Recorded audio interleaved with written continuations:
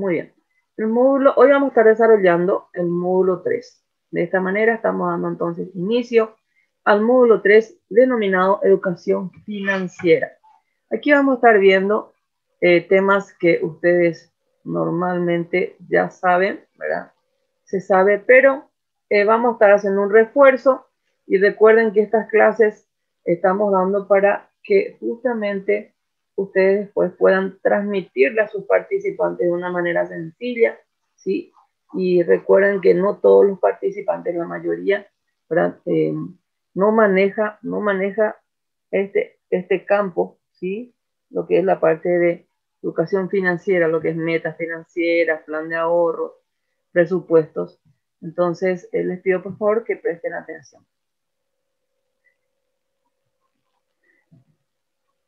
¿Qué son las finanzas? Las finanzas se refieren a una rama de la administración y la economía que estudia el intercambio de capital entre individuos, empresas o estados, con la incertidumbre y el riesgo que estas actividades conllevan. Se dedica al estudio de la obtención de capital para la inversión en bienes productivos y de las decisiones de inversión de los ahorradores. Muy bien, entonces, esto es la finanza, ¿verdad? Es una rama, en realidad, de la administración de la economía que estudia el intercambio de capitales entre los individuos, las empresas o el Estado, ¿verdad? Y obviamente, con la incertidumbre, porque no sabemos realmente a cabalidad, a ciencia cierta, qué puede pasar con el dinero, ¿sí? Por para justamente el tema de la pandemia, cuántos problemas hubo, ¿verdad? Nada se pudo prever realmente, ¿sí? Entonces, hay incertidumbre, ¿sí? Y el riesgo que estas actividades conllevan, o sea, todo riesgo en el ámbito de la finanza es riesgoso. ¿Por qué? Porque como ya dijimos, hay mucha incertidumbre, hay cosas, hay temas o situaciones que escapan a nuestra voluntad, a nuestro control. Entonces, nada está dicho en todo lo que tenga que ver con el tema de las finanzas. Se puede prever ciertas cosas, sí, pero hay otras que ya no se puede, ¿verdad? No se puede, justamente por el tema, el tema del movimiento del dólar, del euro, sí, por el tema de justamente de la subida y bajada de esas monedas, el cambio que hay permanentemente en la bolsa de valores, ¿sí? Y todo eso. Entonces, nada es seguro en este ámbito. También dice que se dedica al estudio de la obtención de capital para la inversión en bienes productivos y de las decisiones de inversión de los ahorradores. Muy bien. Al hablar de meta financiera nos referimos al objetivo que se quiere lograr en un tiempo determinado. O sea, vamos a iniciar ahora hablando de lo que son las metas financieras. Entonces aquí dice que las metas financieras se refieren, ¿verdad? O sea, se denomina metas financieras al objetivo que se quiere lograr en un tiempo determinado. ¿Empleando qué cosa? Nuestro tiempo, nuestro esfuerzo, nuestros recursos laborales y económicos de manera habitual y consciente. Ahí en la palabra consciente me falta una C. Estos materiales son preparados por los asistentes y por eso justamente tiene este error. Bueno, entonces, volvemos a decir que las metas financieras se refiere al objetivo en sí que queremos lograr en un tiempo determinado. Esa es la característica de las metas financieras, que se refiere a un tiempo determinado. ¿Y cómo vamos a conseguir el objetivo? ¿Sí? A través de nuestro tiempo, nuestro esfuerzo, nuestros recursos laborales y económicos, ¿sí? Pero de manera habitual, o sea, que sea como un hábito, ¿sí?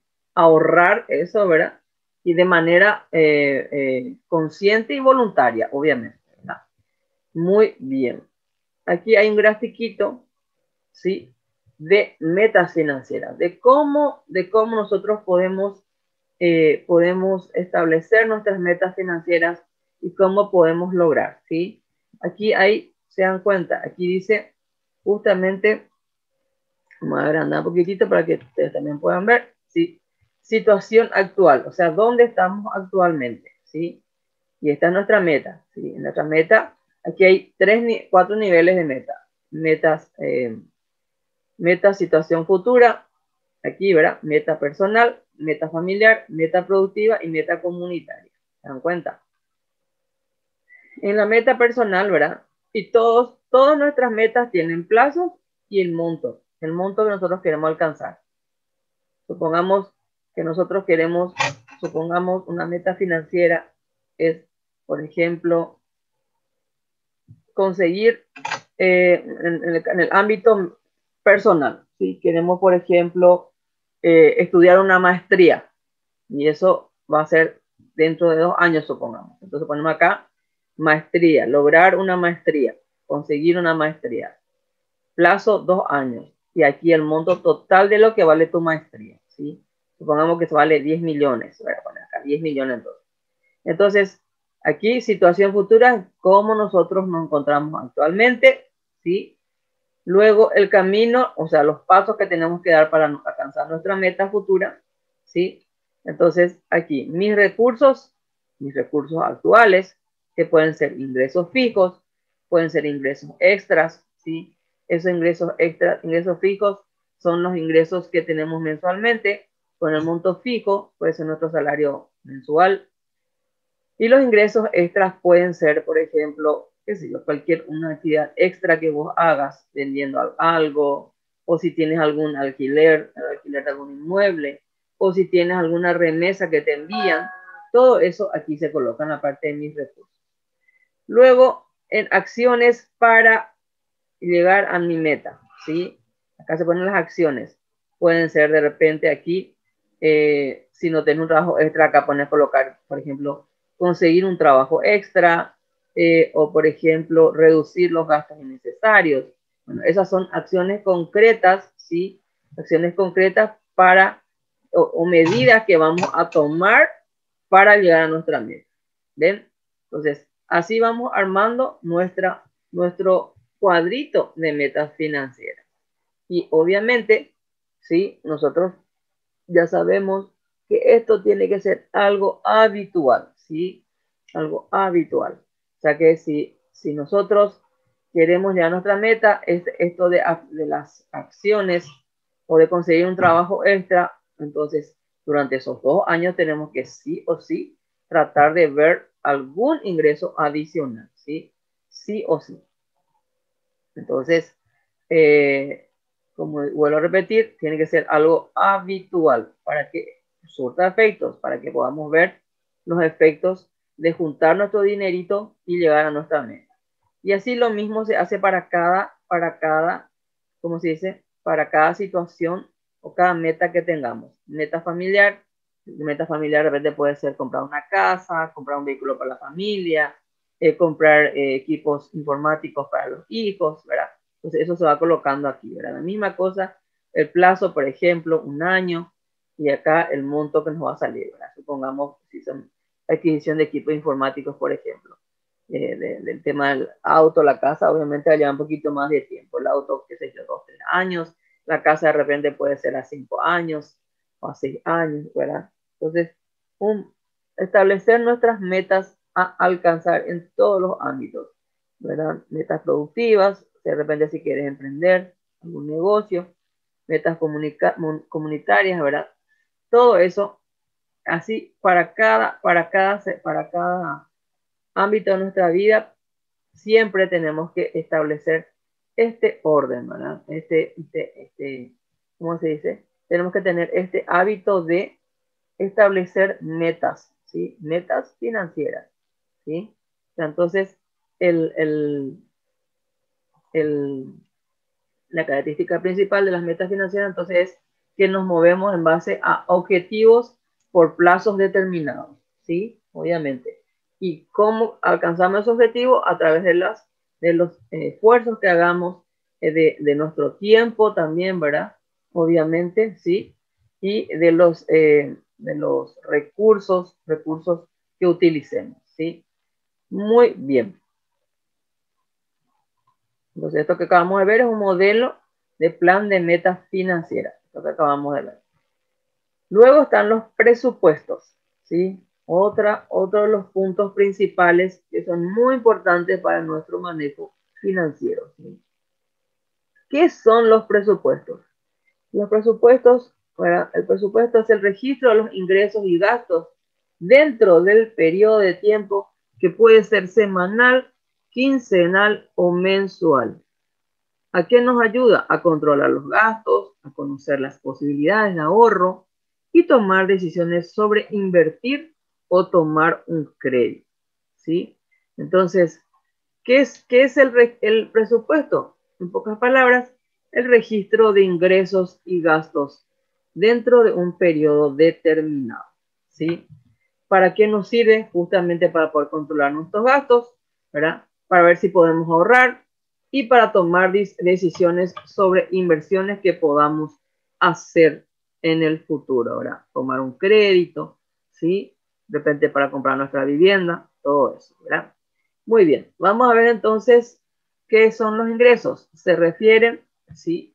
Se refieren a la entrada de dinero, ¿sí? A cambio de trabajo, producción y o ventas de productos o servicios, incluyendo remesas, dinero que nos envían familiares que viven en otra ciudad o país. O sea, en pocas palabras, los ingresos son las entradas de dinero, ¿sí? Entradas de dinero, entradas de dinero en nuestra economía, ¿verdad?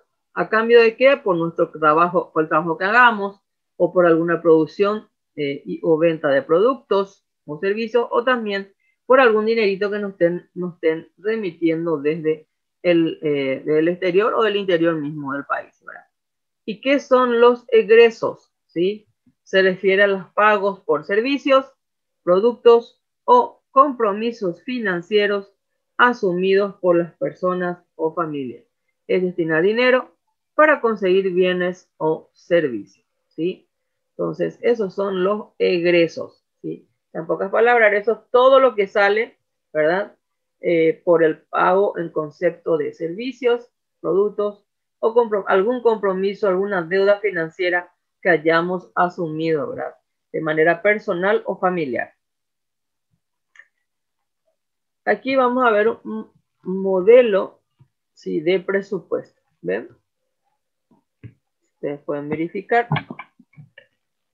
Un poquitito más grande, ¿sí? ¿Ven? Bueno, entonces, ¿qué tiene este cuadro, este modelo? Sería interesante que nosotros en nuestra vida no, diaria, ¿sí? Podamos llevar este registro. Sería tan interesante. Y vamos a ver, vamos a poder notar cuánto dinero se nos escapa de las manos, ¿verdad? Mensualmente. Aquí, por ejemplo, está el cuadro de ingresos, ¿sí? Y el cuadro de egresos. Es como una regla T, ¿se dan cuenta? Ingresos y egresos. En el lado de los ingresos vamos a colocar aquí toditos nuestros ingresos. Ingresos fijos, algún ingreso extra que tengamos, pueden ser comisiones por ventas o puede ser, por ejemplo, como dije hace rato, alquiler. En concepto de alquiler, si tenemos alquilando algún inmueble y nos están pagando por eso, o las remesas que podamos estar recibiendo de nuestros familiares desde el interior o del exterior, ¿sí?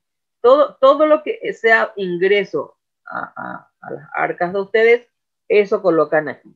Y en la parte de egresos van colocando todos los gastos que ustedes tengan. Por ejemplo, aquí dice gastos necesarios, gastos obligatorios, cualquier otro tipo de gastos, gastos inesperados, gastos del negocio, ¿sí? Los gastos, por ejemplo, necesarios pueden ser alquiler de viviendas que estamos alquilando, alimentación, comida, ¿sí? Perdón, es lo mismo, alimentación, gastos de ande, gasto de luz, perdón, gasto de ande, gasto de agua o SAP, ¿verdad? También puede ser todo lo que necesitamos realmente, ¿sí? De repente aquí también pueden ser gastos de internet, todo lo que necesitamos para todo nuestro manejo, ¿sí? Y supervivencia en pocas palabras, ¿sí? Vestimentas, gastos para el estudio de los niños, ¿verdad? Todo eso puede ir en gastos necesarios. En gastos obligatorios, aquí pueden poner, por ejemplo, si tienen algún impuesto que pagar, ¿sí? Si tienen algún seguro que pagar, si tienen alguna deuda que pagar, si hay algún compromiso financiero, aquí se colocan gastos obligatorios. En cualquier otro tipo de gastos, ¿sí? Ustedes pueden aquí colocar cualquier otro gasto que ustedes quieran colocar, cualquier tipo de gasto. En la parte de gastos inesperados están, por ejemplo, los gastos de internación, gastos en hospitales, gastos en farmacias, ¿sí? Son todos inesperados. Puede ser también el arreglo del vehículo, arreglo de algo en la casa. Esos son gastos inesperados, ¿sí? Cosas que no se pueden prever. Y en el tema del gasto del negocio, en caso de, ¿sí? En caso de que de repente tengas que hacer alguna, ¿cómo se dice? Algún pago por algún negocio que estás queriendo emprender, ¿verdad? Todo lo que tenga que ver, ¿sí? Entonces, porque eso también sale inicialmente de tu bolsillo, por eso entonces también ponen aquí, ¿verdad? Entonces, luego, una vez que tengas todo esto, se suma toda esta columna, se coloca aquí el total, luego se suma toda esta columna y se coloca aquí el total, ¿sí? Y luego, al finalizar, ¿verdad? Esto te va a servir después para hacer tu cálculo de capacidad de pago que vamos a ver luego, ¿verdad? Una vez que tengamos todo nuestro ingreso y nuestros egresos, vamos a poder ver si realmente estamos gastando más de lo que nos ingresa o si estamos prácticamente empatando, lo cual no es bueno, ¿verdad? Financieramente hablando, no es bueno que nuestros gastos sean iguales a nuestros ingresos, ¿sí? Y menos todavía si nuestros gastos son mayores a nuestros ingresos.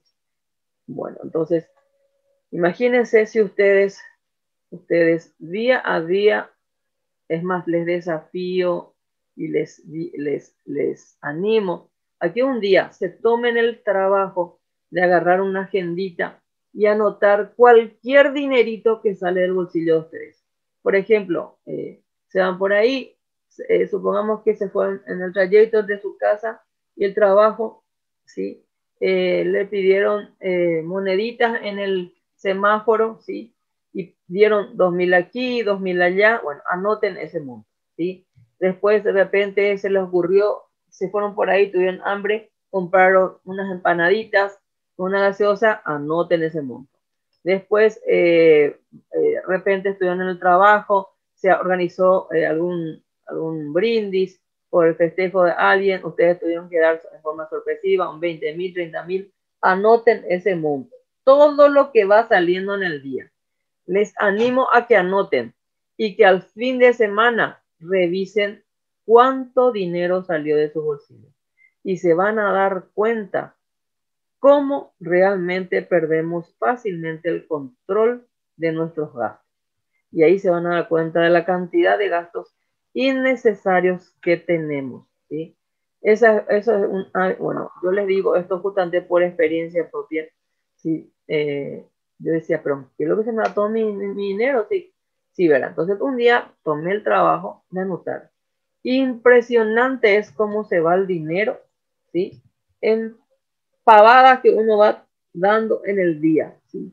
Imagínense si ese dinero en vez de estar dando todo ese dinero, si ustedes se ponen a ahorrar, en vez de agarrar ir a comprar la empanadita, guardan y ahorran en una latita. De repente sería un lindo ejercicio. Yo también hice así un ejercicio una vez, ¿verdad? De cuánto esas moneditas de 1.000, monedas de 500, de 2.000, de 5.000, ¿sí? Que de repente te están molestando, ¿sí? Entonces, en tu cartera, a mí de repente parece que se me va a romper toda la cartera de tantas monedas que hay. Y voy metiendo entonces en una alcancía grande, ¿sí? Y un día hice ese ejercicio, justamente. Voy a ver un poco cuánto voy a ahorrar si saco las monedas y pongo todo en este lugar y voy vaciando todas las monedas que recibo en el día en concepto de en concepto de vueltos, ¿verdad? Entonces, hice ese ejercicio y realmente, gratamente, a fin de mes conseguí ahorrar 300.000 guaraníes con las moneditas, ¿sí? Toda esta vida es hábito y disciplina. Si ustedes quieren, se van a sorprender, ¿verdad? Con esos pequeños hábitos que hagan o pequeñas decisiones que tomen. Uno, por un lado, anotar, ¿sí? Anotar permanentemente todos los gastos que uno hace todos los días, ¿sí? De esa manera uno se empieza a tener el control de su gasto y a tener disciplina financiera.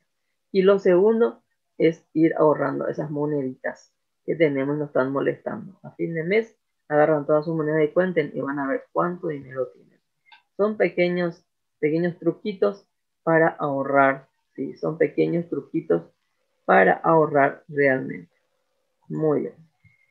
Entonces, este es el cuadro, ¿sí? De presupuestos que también se les va a pedir a usted en la tarea. Entonces, en realidad la tarea no aparece como cuadro, pero sí aparece en forma así continua, ¿sí? Entonces, para que ustedes puedan hacer. Aparece el cuadro de metas financieras y este cuadro. Así que, por favor, les pido que lo hagan. Bueno, si tienen alguna duda, por favor, se van anotando. Y antes de terminar, 10 minutos antes vamos a tener tiempo de preguntas y respuestas. Muy bien. Ahora vamos a empezar a ver lo que es el ahorro, ¿sí? El ahorro. Se refiere a guardar el dinero a fin de utilizarlo en un futuro. Eso es el ahorro. Guardar nuestro dinerito para utilizarlo luego en un futuro. Es una decisión consciente, vuelve a faltar la letra C ahí, sobre el uso de los ingresos, ¿sí? Es una decisión consciente sobre el uso de los ingresos. Todas las personas, independientemente al monto de nuestros ingresos, podemos ahorrar, ¿sí? O sea, no hay eso de que, ay, no me sobra el dinero para nada. Aunque ustedes no crean, ¿sí? Cualquier 5 o 10 mil guaraníes que ahorremos o tomemos nuestra platita, cualquier 50.000 a fin de mes, les puedo asegurar que va a surtir efecto en un plazo determinado, ¿sí? Lo ideal siempre, ¿verdad? Hay muchísimos sistemas de ahorro, ¿sí? Pero lo ideal sería que, por ejemplo, a fin de mes agarremos un 10% de nuestro salario y podamos guardar. Sin necesidad de que pensemos, vamos a usar para esto, vamos a usar para esto. No. Ahorrar. Hacernos del hábito, solamente para hacernos del hábito de ahorrar. 10% de nuestro salario, guardamos. 10% de nuestro salario, guardamos. En nuestra cuentita, ya sea en el banco, en la cooperativa, ¿sí? Y después a fin de año revisen su cuentita y van a ver, ¿sí? Van a ver el dinerito que tienen ahorrado. Es otro de los hábitos maravillosos que podemos empezar a practicar, ¿sí? Y vamos a ver los resultados. Sería ideal que podamos hacerlo y se van a sentir muy bien. Si no pueden el 10%, háganlo el 5%, ¿sí? O sea, establezcan un porcentaje de tal manera a que puedan habituarse para lograr el hábito y la disciplina nada más. Porque el hábito y la disciplina es como un círculo así, ¿verdad? El hábito lleva a la disciplina y la disciplina lleva al hábito, ¿sí? Entonces, es con nada más que como para hacernos esa disciplina y ese hábito de guardar el dinero permanentemente, ¿sí? El ahorro puede ser, tiene ciertas ventajas, ¿sí? El ahorro puede ser formal e informal, ¿verdad? El formal tiene las ventajas de que es seguro, genera intereses a favor y está resguardado por el BCP. O sea que el ahorro formal se refiere al dinero que podamos guardar, ¿sí? En los bancos y cooperativas, ¿sí? Entonces, es seguro, genera intereses a favor y está resguardado por el BCP. El informal, que es justamente el dinero que no guardamos en ninguna institución y lo guardamos en nuestra casa, por ejemplo, ¿verdad? ¿Cuáles son las ventajas del ahorro informal? Es que es más cercano, es accesible y tenemos disponibilidad inmediata. Entonces, hay maneras y maneras de guardar, ¿sí? hoy en día es cierto, hay muchos peligros por el tema de los asaltos domiciliarios y todo eso, ¿verdad? Pero tenemos que saber guardar el dinero. No hace falta que pongamos debajo del colchón, que es el primer lugar donde los ladrones buscan, ¿verdad? Entonces, como anécdota les cuento, ¿verdad? Mi mamá, por ejemplo, ella es una persona que tenía su profesión. Entonces, cuando empezaron a venir los hijos, nosotros somos 6 hermanos, pero los 5 primeros toditos en escalerita. Entonces, mi mamá tuvo que dejar su trabajo, ¿verdad? Su profesión. Y entonces se dedicó a cuidarnos a nosotros, ¿verdad? Fue ama de casa. Entonces, mi papá, eso fue una decisión en conjunto que tomaron con papá, ¿verdad? Para que nosotros podamos salir todos bien, ¿verdad? Bien educados. Entonces, mamá se iba a quedar y papá iba a trabajar, ¿verdad? La típica figura, ¿verdad? Tradicional de familia, lo cual, dicho sea de paso, le agradezco mucho a mi madre, ¿verdad? A mi padre, por la decisión que tomaron. Entonces, mi mamá, al final, mi papá le pasaba una suma mensual a mi mamá para sus gastos personales. Aparte de lo de darle para la casa, los gastos de la casa le daba también un dinerito para ella. Y ella sabía ahorrar tanto. Dios mío, qué mujer que sabe ahorrar. Hasta hoy día. Eh, Llegó un momento dado que mi mamá tenía más dinero ahorrado que papá. Con eso ya les digo todo. Y mi mamá había sido, ahora de grande, yo me enteré cuáles eran sus. Nosotros nunca vimos dónde ella tenía dinero, ¿verdad? Famoso que los hijos se rebuscan en los roperos, los padres, ¿verdad? Cuando uno es criatura. Entonces, para curiosear, ¿no? Ni siquiera para sacar, sino para curiosear nomás. Nosotros siempre, hasta las fotos, los álbumes familiares sacábamos todo. Teníamos un montón, mamá se playaba. Desde buscándolo por los álbumes siempre tocábamos todos los, pero nunca encontramos dinero, nada. Había sido que mi mamá tenía su sistema de guardado, o sea, ella guardaba su dinero en las planteras. Mi mamá era amante de las plantas, entonces había un montón de planteras y un montón de plantas en la casa. Pero había sido que no era planta natural y parecía, ¿verdad? Y en esa plantera había sido, ella guardaba su dinero. Había sido, nosotros ahora no enteramos, ¿verdad? Tenía tierra, tenía todo, ¿verdad? Y había sido que en esa tierra tenía todo escondido su dinerito, ¿sí? Fajos de dinero, imagínense. Bueno, esa es una manera de ahorro informal, ¿sí? Pero muy seguro, por cierto, porque hasta ahora por lo menos ni siquiera sus hijos sabíamos. Así que con eso ya pueden darse cuenta de cuán seguro era el ahorro informal de mi madre. Eso como anécdota nada más. Y bueno, y ese justamente es para saber de que nosotros también podemos tener, no hace falta que estemos teniendo en el banco, en las cooperativas, sería ideal porque hay ganas de intereses, ¿verdad? Pero de repente si no queremos, podemos guardarlo en la casa en lugares estratégicos, obviamente. Muy bien. Entonces, por un lado están las metas financieras, después vimos presupuestos, también vimos ahorros, que es el ahorro, que es guardar dinero para usarlo en el futuro. No tiene un objetivo o un fin específico, ¿verdad? Ahora bien, el plan de ahorro. Esa es la diferencia con el plan de ahorro. El plan de ahorro sí tiene un fin específico, ¿verdad? El plan de ahorro es cuando una persona se propone alcanzar una suma de dinero y decide conscientemente, ahí ya escribimos bien la palabra consciente, ¿verdad? Decide conscientemente organizarse para guardar de forma constante hasta llegar a la meta. ¿Se dan cuenta? Palabras claves aquí, ¿verdad? Alcanzar una suma de dinero, ¿sí? Decidir conscientemente, ¿verdad? Organizarnos. ¿Para qué? Para guardar el dinero, pero de manera constante o habitual. Eso significa, ¿verdad? Hasta llegar a la meta, ¿sí?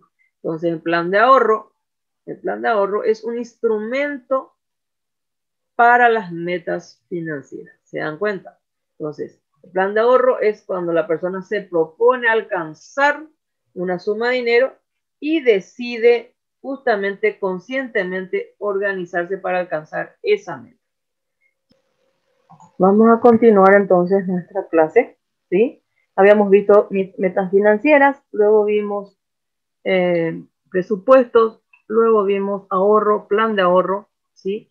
Estamos viendo ahora mismo. Entonces, plan de ahorro es cuando una persona se propone alcanzar una suma de dinero y decide conscientemente organizarse para guardar ese dinero de manera constante, habitual, hasta llegar a la meta. Aquí vamos a ver nuestro cuadro de plan de ahorro, ¿sí? Nuestro cuadro de plan de ahorro. Aquí tiene arriba la meta. Tenemos que poner qué meta nos propusimos. Por ejemplo, aquí se coloca adquisición de un vehículo. Esa es una de las metas. Por ejemplo, la meta familiar, adquisición de un vehículo. Aquí se coloca el tiempo, o sea, durante cuánto tiempo nosotros vamos a estar ahorrando, ¿verdad? Ese monto de guaraníes que va a ir en este sector, ¿verdad? Entonces, como dice, ¿a qué plazo va a ser nuestra meta? Aquí colocamos un tiempo. El número 3 es el valor en dinero, o sea, cuánto me cuesta alcanzar a mí esta meta. La adquisición de vehículos, aquí por ejemplo van a colocar 35 millones, 40 millones, ¿verdad? Luego mis recursos, aquí van a colocar sus recursos, como hace rato dijimos, ingresos fijos, ingresos extras, que pueden ser comisiones por ventas, alquileres, ingresos por alquileres de inmuebles, ¿sí? O remesas, aquí van a ir los recursos, ¿sí? Y luego aquí ahorro, si vamos a ahorrar de manera mensual, de manera quincenal, de manera semanal, ¿sí? Porque hay algunas personas que tienen su ingreso fijo, pero tienen un ingreso extra semanal, por ejemplo, entonces de repente puede ser semanal, ¿verdad? Entonces aquí vamos marcando si es por día, por semana o por mes, ¿sí? Entonces, ustedes ya van a hacer justamente, van a determinar esa cuotita, ese plan de ahorro que van a tener de manera constante. O sea, que no es que un mes voy a dar y después el otro mes no y después el siguiente sí, no. Tiene que ser de manera constante y habitual, de tal manera que podamos alcanzar nuestra meta en el plazo que nos propusimos, ¿verdad? Entonces, lo que hacemos es, por ejemplo, conforme a nuestros ingresos, a nuestra capacidad de pago, ¿sí? Nosotros lo que hacemos es, tenemos nuestros ingresos, vemos cuánto cuesta nuestra meta, cuánto cuesta nuestra meta, cuánto es nuestro ingreso y hacemos el cálculo de cuánto podemos ahorrar por mes para alcanzar esa meta. Entonces ahí ponemos el plazo, pues, supongamos que nuestro dinerito no nos da tanto para hacer en 2 años, entonces podemos poner a 4 años, entonces ponemos el plazo 4 años, y durante 4 años, ¿cuánto es lo que tenemos que ahorrar, por ejemplo, de manera mensual y constante? Supongamos 500.000 mensual, 500.000 mensual, ponemos. Entonces hacemos el cálculo del valor de dinero en 4 años, ¿cuánto nos saldría el ahorrar mensualmente y de manera constante? El mismo monto, porque de eso se trata justamente el plan de ahorro. El plan de ahorro tiene que tener una disciplina férrea en lo financiero. Obviamente que de repente en esos 4 años se pueden presentar imprevistos que nos van a de repente a alejar un poquito de nuestra meta. Podemos reformular nuestra meta, no hay ningún problema, ¿sí? Y después nos va a llevar, inclusive podemos alargar un poquito más el plazo. Pero el tema está que nos habituemos a ser organizados, planificados, ¿sí? Y que podamos hacerlo de manera constante, ¿sí? Entonces, este es nuestro cuadro de plan de ahorro. Y esto también es muy bueno que cuando ustedes tengan sus participantes, les enseñen a hacer este cuadro, de tal manera poder ordenarse para hacer una buena planificación financiera en todos los sentidos. Para cada cosa de nuestra vida, tenemos que hacer este calculito para cada meta financiera que tengamos, cada plan de ahorro, ¿verdad? Porque como dije hace rato, las metas financieras, el plan de ahorro es un instrumento de las metas financieras. Entonces acá colocamos nuestras metas financieras y luego hacemos todo nuestro plan de ahorro de cómo vamos de cuánto nos va a costar, en qué tiempo y cuánto tenemos que ahorrar para alcanzar esta meta financiera, ¿sí? ¿Cuáles son los recursos con los cuales contamos? Es muy importante, muy bien. Ahora vamos a entrar en lo que es la parte del crédito, que es algo sumamente delicado e importante también que podamos transmitir muy bien a nuestros participantes, sobre todo a los jóvenes que no tienen un buen manejo o un buen, ¿cómo se dice?, conocimiento sobre el tema del crédito, ¿sí? Entonces, ¿qué es el crédito? Es la obtención de dinero o bienes en el presente, ya sea de instituciones financieras o de particulares, ¿sí?, el cual debemos pagar en un futuro o en el futuro, ¿sí? Entonces, el crédito es obtener dinero, ¿sí?, o bienes, ya sea de instituciones financieras o de particulares, sobre el cual debemos pagar en el futuro, ¿sí? Obviamente. Y este crédito, obviamente, tiene sus recargas porque como vamos a devolver el dinero en el tiempo, tiene su recarga con los intereses correspondientes. Eso tenemos que dejarle bien claro a los jóvenes, ¿sí? Que antes de tomar un crédito tienen que pensar bien, ¿sí? El concepto de deudor, o sea, el deudor es la persona quien toma o adquiere un crédito o préstamo. O sea, es el que está prestando el dinero, ¿sí?, para su beneficio. Concepto de acreedor es la persona quien otorga un crédito o préstamo, ¿sí? Es la persona que está realizando el préstamo, que le está dando el préstamo a la otra persona. Eso es el acreedor, ¿sí? Estos conceptos todos tenemos que explicarle bien a nuestros participantes. Bueno, muy bien. Ya que entramos en el ámbito de lo que es el crédito, tenemos que saber nuestra capacidad de pago, o sea, los recursos que una persona tiene para cumplir con un compromiso de acuerdo al plazo del préstamo que se desea tomar. Esa es la capacidad de pago. O sea, la capacidad de pago es el recurso que tiene una persona para poder hacer frente a los compromisos financieros asumidos, ¿sí?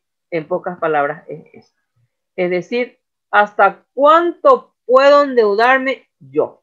¿Hasta cuánto se puede endeudar una persona? O sea, esa persona que quiere hacer el crédito. Si se superó ese monto, se tiene un sobreendeudamiento. O sea, justamente ahora vamos a ver cómo se calcula esa capacidad de pago. Hay muchas maneras de calcular, pero nosotros estimamos, ¿sí?, en el Centro del Emprendedor, y esto no es una fórmula muy, es una fórmula súper sencilla, ¿sí? Entonces, ¿cómo se calcula la capacidad de pago? Estimamos que un 50% es sano, de verdad, es sano, ¿verdad? Para el endeudamiento responsable.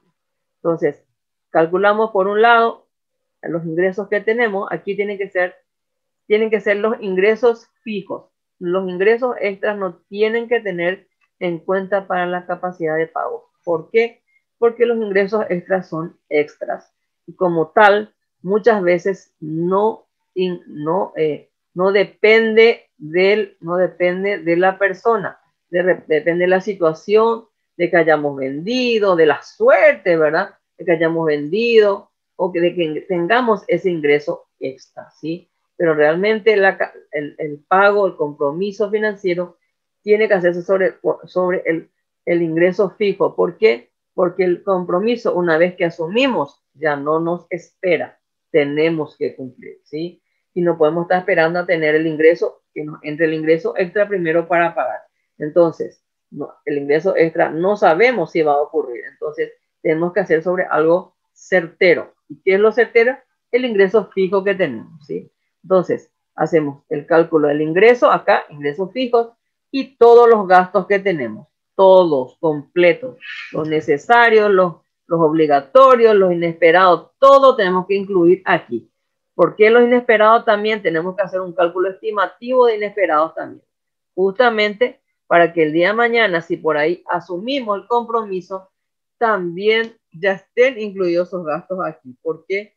Porque supongamos nosotros no metemos los ingresos inesperados en este cálculo, entonces supuestamente nos sobra más dinero, sobre eso calculamos el dinerito, el 50%, y sobre eso es nuestra capacidad de pago. Pero ¿qué pasa? Si hay un gasto inesperado, este monto que tenemos aquí, que supuestamente íbamos a poder cumplir, con el cual íbamos a poder cumplir nuestra deuda, se va a reducir. ¿Por qué? Porque vamos a tener que invertir en nuestro gasto inesperado.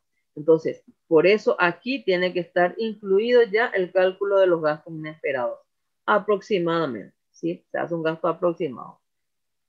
Entonces se resta ingresos menos egresos y lo que sobra se calcula el 50%.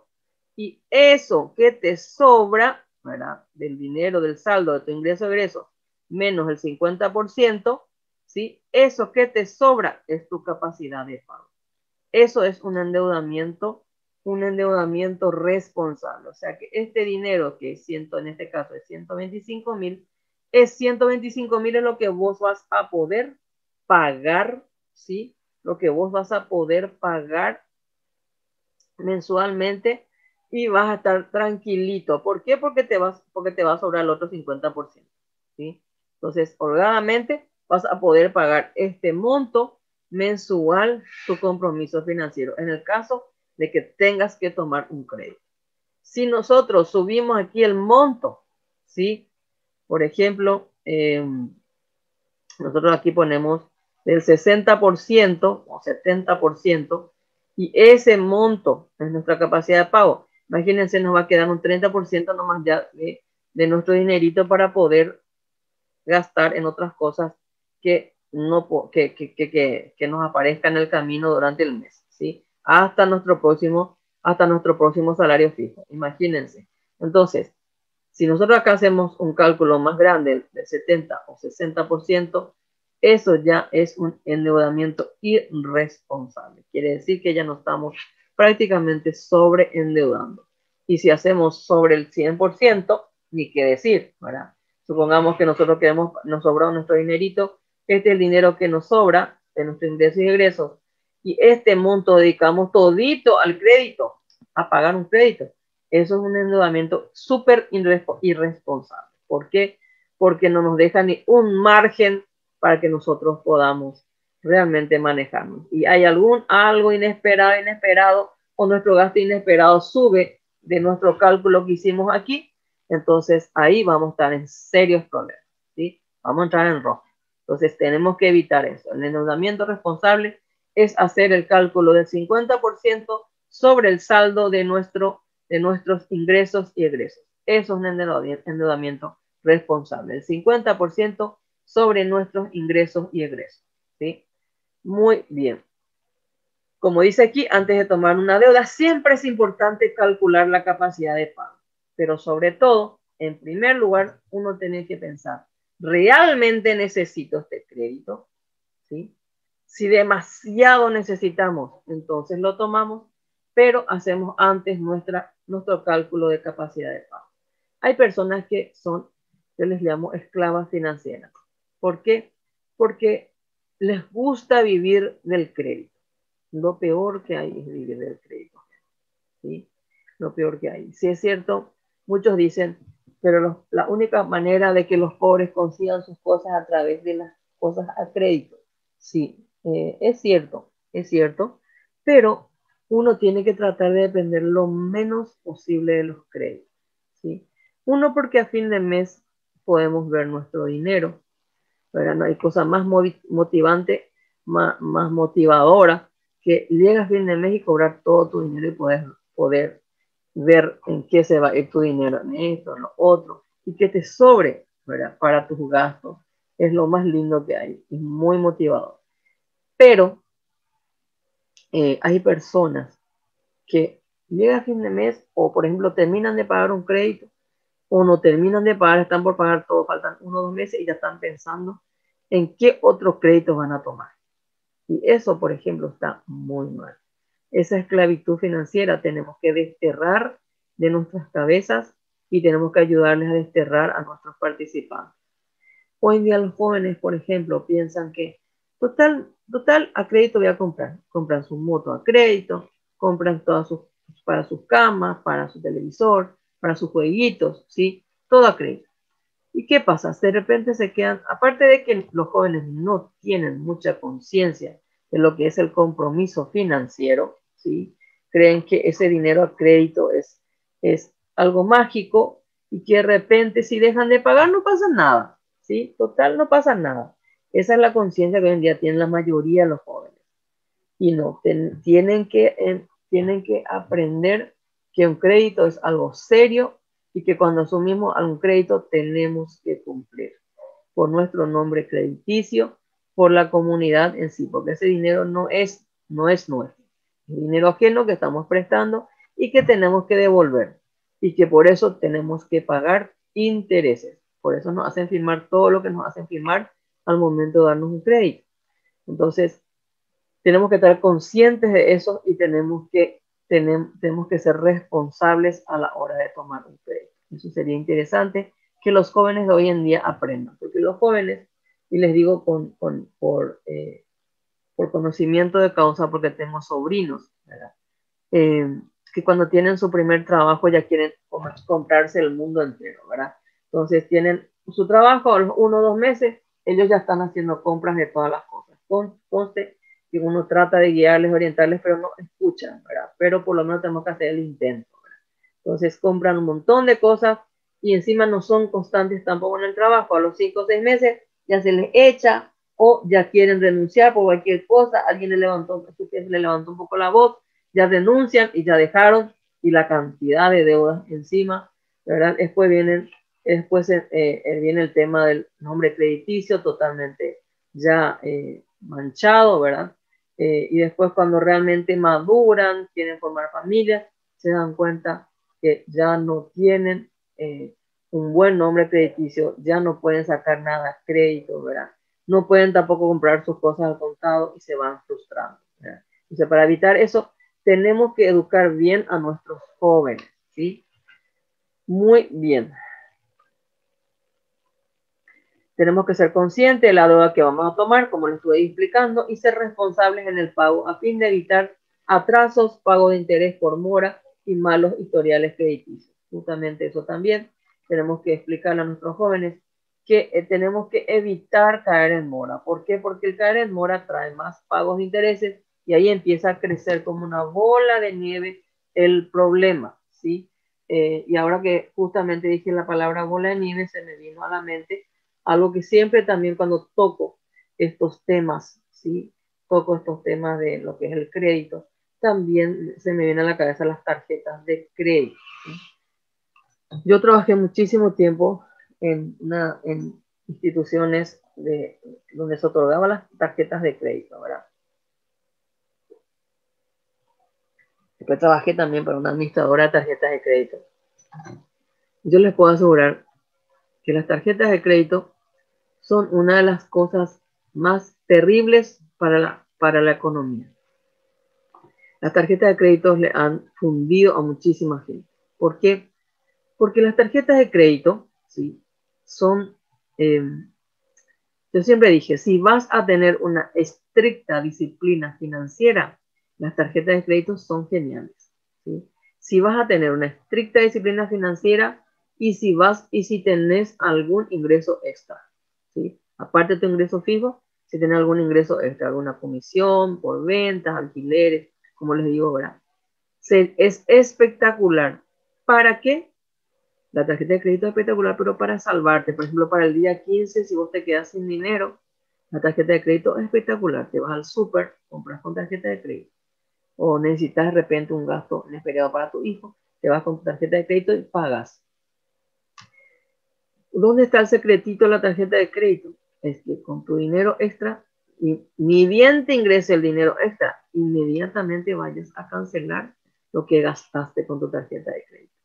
Y si no pudiste cancelar, por lo menos dar la mayor parte que puedas. Supongamos tuviste que hacer un gasto de 500,000, ¿verdad? Allá por el 15, cuando ya no tenías el dinero en efectivo, entonces si vos por ahí tarjeteaste por 500,000, entonces lo que tenés que hacer es, ni bien te entra tu dinerito extra y te vas y cancelas ese 500,000. Y si no, das lo que puedas, aunque sean 250, un 300, un 400. ¿Por qué? Porque después, cuando hay el corte en las tarjetas, ahí se hacen los cálculos de intereses.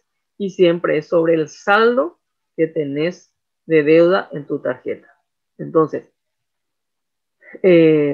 lo que hay que hacer, por ejemplo, es averiguar, por ejemplo, sacaste tu tarjeta del Banco Itaú, entonces te tienes que ir a averiguar qué fecha es el corte de tarjeta en el Banco Itaú. ¿Qué significa el corte de tarjeta? Es el día en que Banco Itaú dice, hasta aquí, hasta hoy, se van a considerar todas las deudas de tarjeta de crédito y sobre eso vamos a calcular el interés. Entonces, supongamos, el 25 de cada mes, el Itaú hace su corte de tarjeta, o el tercer último viernes de cada mes, o el último viernes de cada mes, hace su corte de tarjeta de crédito. Así también tienen algunas entidades, ¿verdad? Establecen por días. Entonces, ese día, entonces, antes de llegar a ese día, por lo menos hasta un día antes, tenés que luchar y pelear para tratar de cancelar lo más que podés ese saldo de deuda que tenés en tarjeta, ¿sí? Entonces, sobre el saldito nomás que te queda, ya te calculan el interés. Entonces, ya no va a ser muy elevado.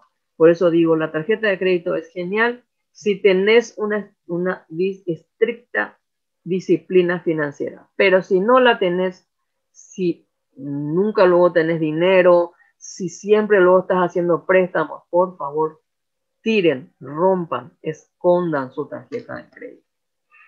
Porque ahora las tarjetas de crédito te regalan, ¿verdad? Tú entras a un banco y ya te traen la tarjeta de crédito. Y eso a mí me pone mal porque, por ejemplo, a los jóvenes es como un mono con gilet, ¿verdad? Es la tarjeta de crédito de los jóvenes, ¿verdad? Entonces, cuando vos llegas, hoy en día vos entras a una entidad a trabajar y lo primero que te hacen es dar tu tarjeta de débito para tu cobro de salarios y al lado te dan ya la tarjeta de crédito, ¿sí? Y el joven, ay, wow, me regaló una tarjeta de crédito, contento, y no se dan cuenta que le están entregando, ¿verdad? Prácticamente su perdición financiera, ¿sí? Porque realmente para usar la tarjeta de crédito tenemos que pensar 10.000 veces bien. Más todavía que es adictivo el uso de la tarjeta. Una vez, la primera vez que usas, después ya quieres usar. Cualquier 10.000, 20.000 que gastes por ahí, en la heladería, en cualquier lado. Tarjeteas. Así, supuestamente vos no estás perdiendo plata en el momento, pero imagínense como la tarjeta de crédito es como, vuelvo a decir, le comparo siempre como a la bola de nieve, ¿sí? Encima también está el tema de lo que es la falsedad que se vende de la facilidad del pago mínimo, ¿sí? La gente no se da cuenta que cuando hace el pago mínimo, no está descontando absolutamente nada de su deuda, sino lo que hace es nada más mantener activa la tarjeta cuando hace el pago mínimo, ¿verdad? El pago mínimo te dice 100.000 guaraníes, el pago mínimo 200, 300.000 guaraníes. Y no se dan cuenta que ese 200, 300.000 guaraníes, que es fruto de tu esfuerzo, es como que vos pones así y le prendes un fuego. ¿Por qué? Porque justamente ese pago mínimo no sirve para nada, solamente para mantener activa tu tarjeta y no te corten el crédito. Pero no sirve para descontar nada de tu saldo, ¿verdad? Para que después a fin de mes te cobren el interés. Eso va creciendo mes a mes como una bola de nieve. Hay gente que paga el pago mínimo, pensando que puede ir descontando o pensando que más adelante va a tener un ingreso fijo con el cual va a poder gastar y cancelar su tarjeta. Y es mentira. Es una mentira, una falacia que va creciendo, ¿verdad? Cada vez más como una bola de nieve y después llega un momento dado en que te ves acogotado y no puedes pagar más, no puedes ni siquiera el pago mínimo ya puedes hacer porque el pago mínimo va creciendo cada vez más por culpa de que tu deuda crece cada vez más y después ni el pago mínimo ya puedes hacer y llega un momento dado que después dejas de pagar, después ya viene el embargo ejecutivo y demás cosas, o descuentos o los embargos ejecutivos tanto de cosas materiales en tu casa o embargo ejecutivo de tu dinero, entonces de tu salario mensual. Entonces para evitar todas esas cosas, tratemos de tomar conciencia nosotros y también a nuestros jóvenes, no usen tarjetas de crédito, ¿sí? La tarjeta de crédito ha fundido a muchas personas, a muchas familias. ¿Está bien? Muy bien. Cuando hacemos un crédito, siempre tenemos que preguntar y tener en cuenta el plazo, la tasa de interés y las penalidades en caso de incumplimiento. O sea, tenemos que informarnos, gente, ¿sí? Tenemos que informarnos siempre cuando hacemos cuando hacemos un crédito, ¿sí? Hay muchas personas que con tal de tener dinero firman, ya está y ya se van. No. Tómense el trabajo de, cuando están frente al ejecutivo de cuentas, en los bancos, en las financieras, en las cooperativas, tómense el trabajo de hacer todas las preguntas correspondientes, ¿verdad? El plazo, la tasa de interés, la tasa de mora en caso de atraso, todo eso pregunten. Pero hay muchas veces cuando firmamos pagaré, hay en la parte donde dice el porcentaje que te van a cobrar por mora, no te ponen, dejan en blanco. Háganle llenar sí o sí al ejecutivo de cuentas. No firmen nada en blanco cuando están firmando un pagaré. Por favor, eso ustedes tengan en cuenta eso y también transmítanle eso a sus participantes. Nada de lo cuando estamos firmando pagaré, nada tiene que estar en blanco. Ni siquiera esa partecita donde está el porcentaje que te van a cobrar de interés por mora. En que te hagan poner todo y ahí una vez que te pongan todo, ahí recién procede a la firma.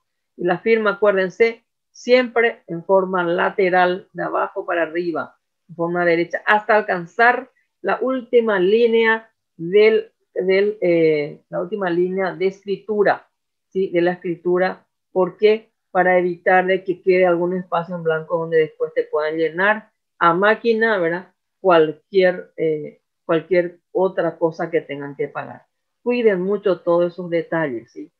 Y si no van a poner la firma hasta la última línea, rayen con una raya así hasta la última, hasta el último, como si la última línea de escritura, de tal manera que nadie pueda escribir en ese espacio en blanco.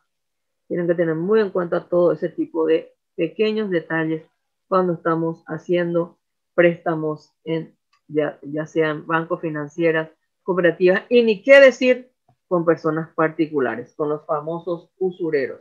Cuidado, cuidado, gente, por favor, no se metan con los usureros, que también han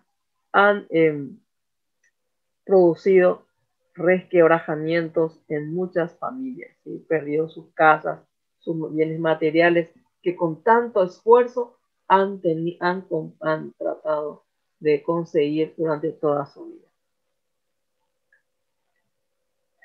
Para hacer nuestro crédito siempre tenemos que tener un destino establecido para el crédito, no endeudarse si realmente no hay necesidad o urgencia de por medio. Es lo que les dije hace rato. Solamente, ¿verdad? Solamente endeudarse en caso de necesidad extrema, ¿verdad? Solamente caso de necesidad extrema. Y por último, vamos a hablar ahora lo que es el sistema financiero, ¿verdad? ¿Qué es el sistema financiero? Es lo que permite el relacionamiento entre los individuos con unidades económicas, instituciones y entidades financieras a través del intercambio de productos, instrumentos y servicios. Los sistemas financieros permiten que el dinero se movilice dentro de una economía. Entonces es lo que permite que nos relacionemos entre nosotros, ¿verdad? Entre todas las unidades económicas, las empresas, las instituciones, ¿verdad? Las instituciones comerciales y privadas, ¿sí? De tal manera, obviamente, de que haya un intercambio de dinero, flujo de dinero dentro de lo que es la economía del país, ¿sí? Ese es el sistema financiero. Muy bien, estábamos entonces hablando de lo que es el sistema financiero, ¿verdad?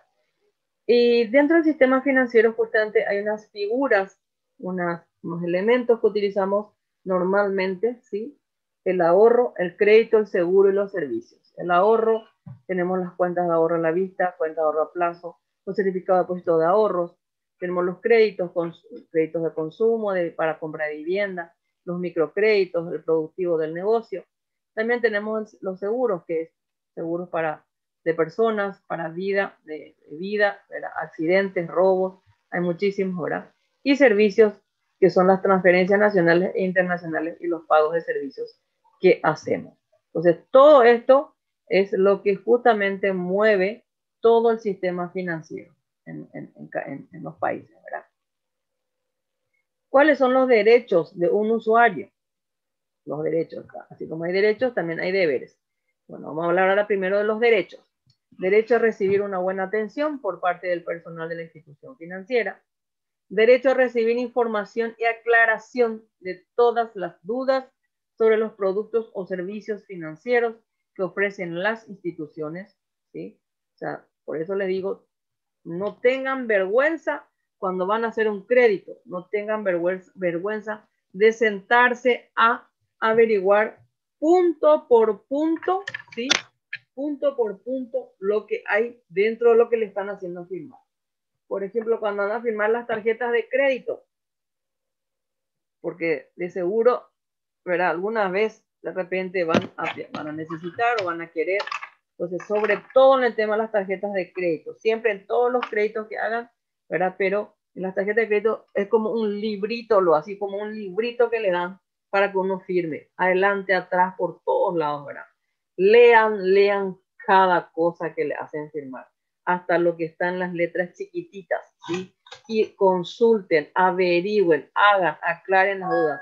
No importa que el ejecutivo de cuentas muestre medio hartazgo y medio nervio porque ya estás siendo medio denso haciendo las preguntas. No importa, porque ese ejecutivo de cuentas no es el que va a tener que pagar tu deuda luego, ¿verdad? Cuando vengan deudas, intereses y los intereses moratorios otra vez, ¿verdad? Entonces, consulten que están en su derecho de consultar y hacer aclarar todas las dudas. Derecho a recibir capacitaciones en la utilización de los productos y servicios que ofrecen las instituciones financieras.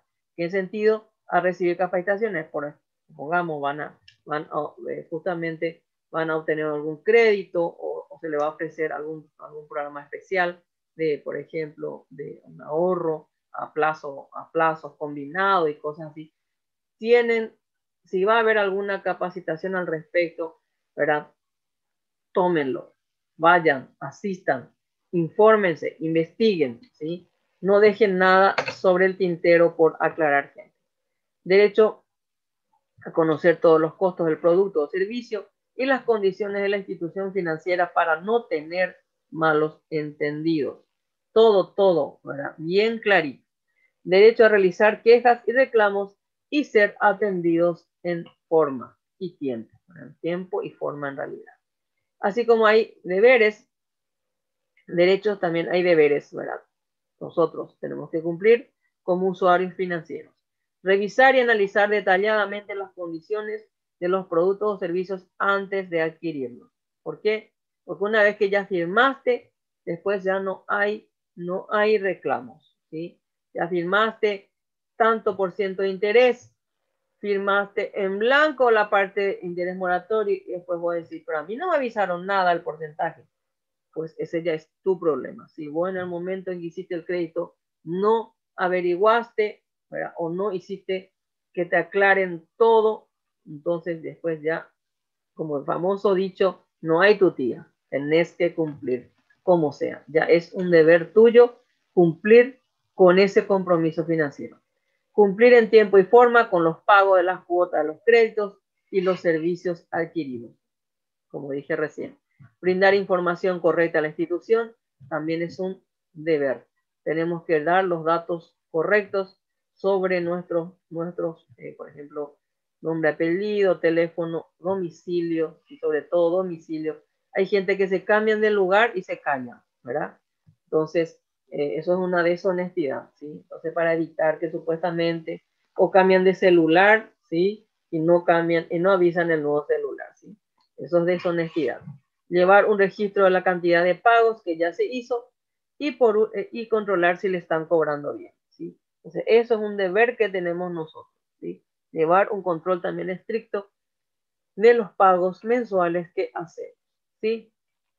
Muy bien.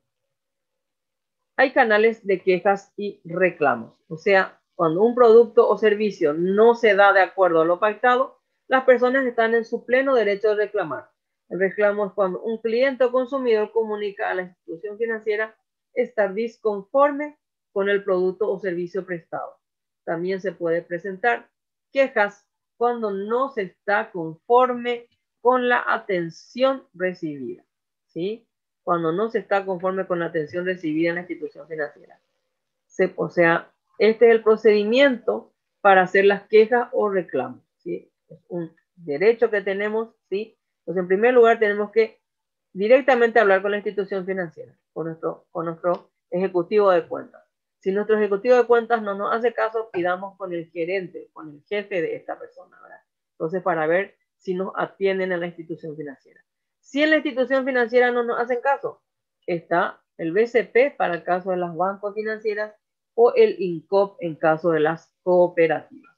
Podemos acudir a esos lugares para justamente cuando estamos teniendo algún conflicto en la institución financiera y no nos hacen caso, ¿verdad? Acá se dan algunos datos del Banco Central, por ejemplo, a dónde hay que llamar o el correo a donde hay que escribir en el Banco Central, por ejemplo, para hacer el reclamo. Y si no tenemos otra vez respuesta de ellos, podemos ir en última instancia a la Secretaría de Consumidor, o sea, la SEDECO, ¿sí? Ahí entonces están los datos para comunicarse con la SEDECO, ¿sí? Y muchos dicen, ah, no, la SEDECO no sirve para nada. Yo les cuento por experiencia, una anécdota rapidito, pero una anécdota un poco jocosa a la vez también. En su momento, después que pasó todo, me dio risa, pero en su momento nos dio rabia, ¿verdad? Mi marido es abogado, por ejemplo, y él cuando él tenía un acontecimiento importante, él había mandado lavar su traje a una tintorería muy importante de aquí, con el cual siempre él trabajaba así en forma de delivery. O sea, la gente venían, los de la tintorería venían, retiraban en nuestra casa sus trajes y se llevaban, ¿verdad? Le entregaban a cambio un comprobante de retiro, de recepción, ¿verdad? Tipo como un ticket, donde constaba de que él entregó un traje azul, inclusive bien detalladito todo, ¿verdad? Traje, pantalón, azul, todo bien detalladito y con una numeración. Entonces ellos llevaban, lavaban todo y al día siguiente te traían de vuelta el traje, ¿verdad? Y te entregaban, ¿verdad? Y vos le entregaba el ticket y ya está, ¿verdad? Siempre se manejó de esa manera con esa tintorería. Nunca tuvo ningún problema. Pero un día tuvo un pequeño, gran problema. Cuando llegó el traje, le había mandado lavar un traje hermoso que él tenía, ese traje mandó a elaborar en lomo, ¿verdad? Justamente, era un traje precioso, azul, uno de los que más él quería, uno de los que más le gustaba, ¿verdad? Un azul muy lindo, ¿verdad? Y él no, lastimosamente, no revisó. Él se cometió el gran error y equivocación de no haber revisado lo que le trajeron de la tintorería en el momento. Él entregó su ticket, recibió como siempre, como parte de su rutina, colocó en el placar y bueno, continuó. Llegó el día del evento, que fue creo que 2 o 3 días después, él saca el traje de conjunto para ponerse, saca el saco, todo muy lindo, y abajo el pantalón era para una criatura de 12 años. El mismo color, la misma tela, todo, pero era para una criatura de 12 años. No sé si se encogió, no creo que se haya encogido, ¿verdad? Pero evidentemente no era el mismo pantalón de él. Entonces él llama a la tintorería a reclamar y le dijeron que no, que ellos entregaron como tenía que entregarse. Y bueno, entonces al día siguiente, mi marido, obviamente que ponerse otro traje, por suerte siempre tiene varios, ¿verdad? Pero él quería ponerse ese, ¿verdad? Entonces se fue bastante molesto a su evento con otro traje. Después el día siguiente se fue a la tintorería a reclamar.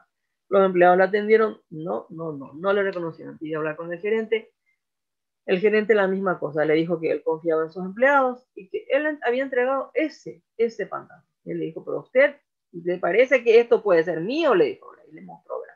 Y le dijo, bueno, es el pantalón que usted nos entregó. Y le dijo, ¿cómo yo voy a entregarle un pantalón que ni siquiera tengo en mi casa? Le dijo, ahora, yo no tengo en mi casa un pantalón de este tamaño.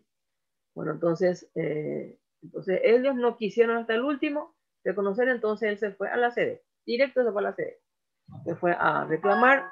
Entonces tiene todo un proceso, ¿verdad? Que la SEDECO llama, se tienen que acercar las pruebas, las partes tienen que acercar sus pruebas.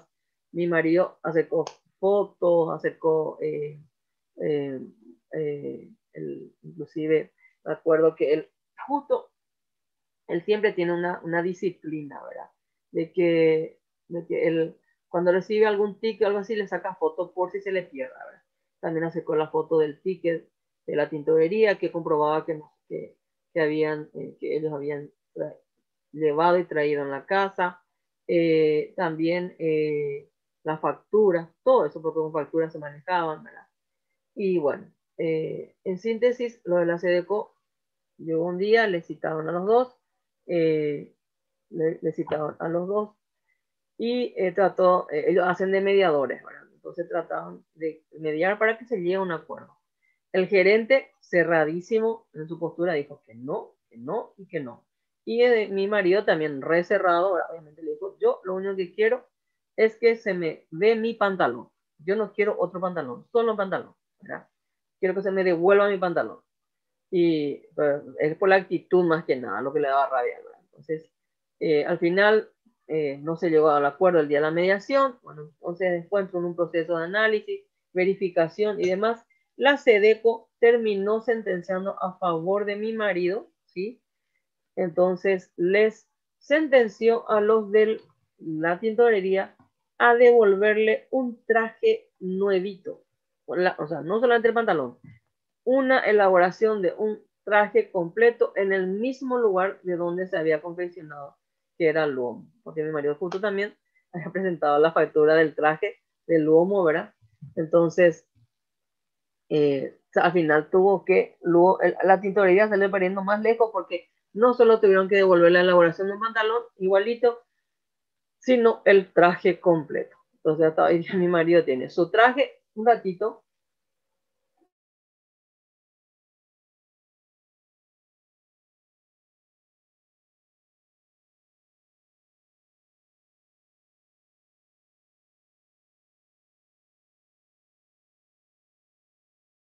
Disculpen, una con la interrupción. Entonces, hasta hoy en día mi marido tiene un traje completo elaborado por la tintorería y otro traje en la parte de arriba, que era su traje antiguo, que nunca pudimos recuperar el pantalón. Evidentemente algo pasó, se les quemó o se equivocaron, algo pasó, o la máquina habrá tragado, no sé.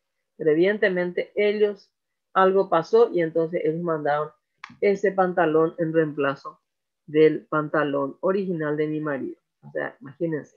Obviamente de esa vez nunca más ellos perdieron un cliente para siempre, cliente encima fiel porque siempre él todos los meses le mandaba por lo menos 2, 3 trajes para lavar, perdieron un cliente fiel, todo por no mandar elaborar un pantalón. Y la SEDECO en ese caso sirvió muchísimo para la sentencia, ¿verdad? A favor del consumidor, obviamente. Y bueno, en síntesis, en pocas palabras, sí podemos, yo por lo menos, mi familia, mi marido y yo podemos decir que la SEDECO sí sirve, realmente. Muy bien, y con esto damos por finalizado el día de hoy nuestra unidad 3